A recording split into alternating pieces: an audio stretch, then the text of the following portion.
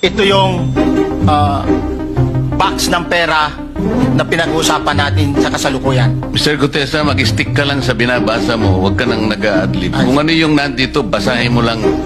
Yes, Your Honor.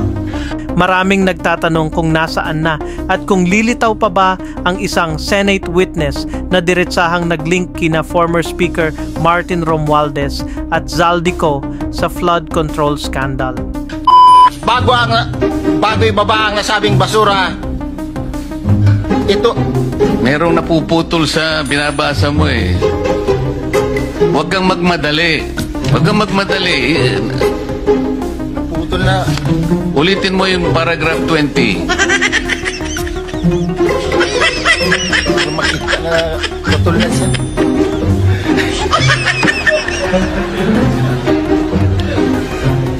Matatanda ang naging butt of jokes si Orly Gutesa sa Senado nang hindi niya mahanap ang paragraph 20 sa di umano'y sarili niyang affidavit, bagay na halatang ikinainis ni DDS Senator Rodante Marcoleta.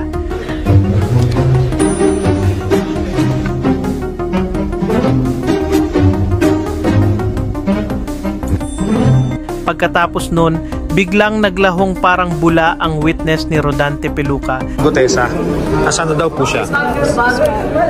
At hindi na muling nagpakita hanggang ngayon. Senator, missing in action si Orly Gutesa. Baka may balita ka sa former Marine. May mga kontak ka dyan sa military. Nasaan kaya siya? Madali ba siyang ma-summon kung sakasakali? Pinacheck ko na yung mga addresses at katunayan, humingi ng tulong nga yung RTC Manila doon sa address. Pinadala namin sa kanila, pero ang sabi, wala na raw si Gutesa, hindi na doon nakatira. Yes. Kaya tinanong ng media ang nagbabalik na Blue Ribbon Committee Chair si Senator Ping Lacson kung nasaan na ba ang former Marine na nag-claim na naging bahagi raw ng security detail ni Zaldico. Ngayon, ang subpoena na ipapadala namin sa kanya ay i-course namin through the office of Senator Marcoleta and or doon sa residence or office ni dating Congressman Mike Defensor. Kasi sila naman ang nag-present, lalo si Senator Marcoleta, kaya sana alam nila kung paano makontak. Medyo matalinghaga ang pahayag ni Lacson matapos niyang sabihin na nang silipin daw niya ang CCTV sa Senado. Nakita raw si Gutesa na unang pumunta sa opisina ni Marcoleta noong ika-25 ng Setyembre. Kasi chinek ko rin yung CCTV doon sa Senado, Doong araw ng pagdinig na nando si Gutesa. Dumating siya doon as early as 8:27. Pagkatapos siya may sumalubong sa kanya, dumiretso siya sa opisina ni Senator Marcoleta. Paglabas niya, diretso siya, sinamahan siya nung staff ni Senator Marcoleta doon sa gallery. At nanatili siya doon habang kami nagkakaroon ng pagdinig. Pinababa siya mga bandang, I think, 10:27, tinawag siya, nanggaling siya doon sa gallery. At bumaba siya. So, ganong kalawak yung pakikipag-ugnayan ni Sergeant Gutesa kay Senator Marcoleta. Kasi maaga siyang dumating, pumasok sa opisina ni Senator Marcoleta. I think he stayed there for around, kung di ako nagkakamali mga around 30 minutes. Pagkatapos lumabas at doon siya nanatili. Nakinig siya doon sa aming pagdinig habang hindi pa siya tinatawag. Ang tanong, may hawak bang envelope o nakabag ba si Gutesa nang pumasok siya sa Senate building? Kasi pati si Ombudsman Boying Remulla duda kung galing talaga kay Gutesa ang affidavit na binasa niya sa Senate hearing. Yung taong yun na kasama, nawala, hindi sumipot sa DOJ. At yun nga yung naging problema. Sabi niya, gusto niya magpa-witness protection program. Nung tinanong siya, parang hindi niya naintindihan yung binasa niya. Hanggang ngayon, hindi pa siya sumisipot ulit. So, hindi ka naniniwala? Parang may kalabuan. Kailangan natin na mas mas talagang makikipag-usap ng mata sa mata. Pero ayon naman kay Lacson, falsified daw ang affidavit ni Gutesa. Panoorin. What? Kasi sabi ni Senator Marcoleta, hindi rin daw niya alam kung nasan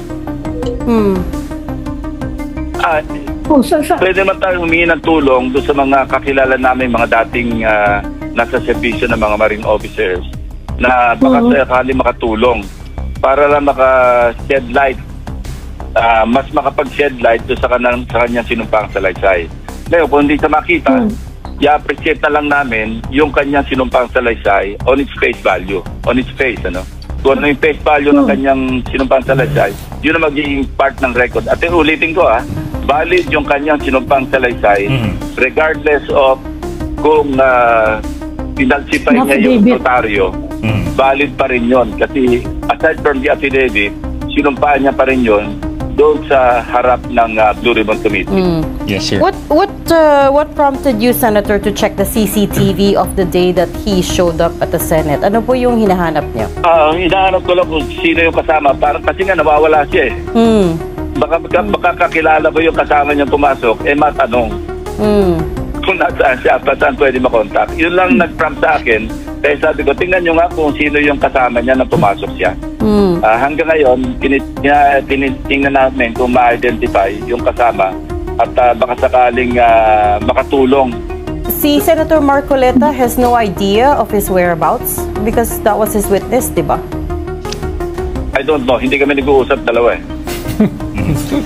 Sir, anyway, Pero yun ang sabi ni Senator Marcoleta, hindi daw niya alam. Sir, nabanggit nyo yung Manila RTC Executive Judge maaaring magsampa ng reklamo against Guteza and those who presented this affidavit.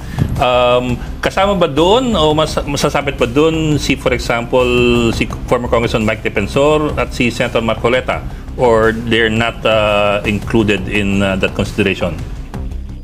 Hindi siya ang magsasampa ng reklamo.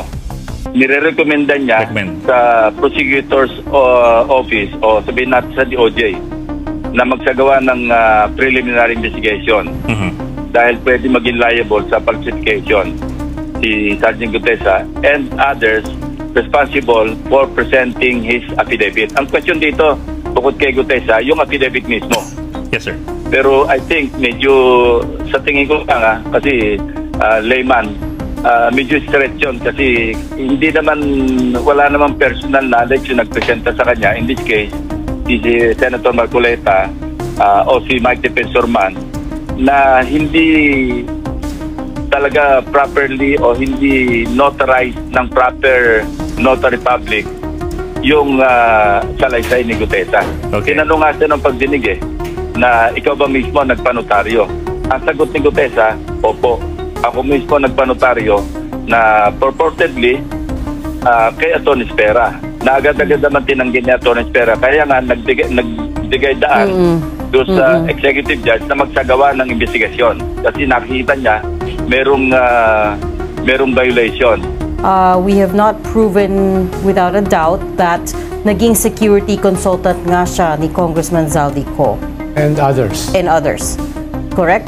As per sa sinumpang salaysay, yes, sinabi niya. Hindi, pero outside of the statement, affidavit ni Guteza, wala pa pong ibang evidence. We have not proven at this point without a doubt that he served Zaldico at that time, that he said he did. Walang corroborative na statement o document na nagsasabing siya nga ay nagsilbing security detail ni Zaldico at kung sino-sino pa man.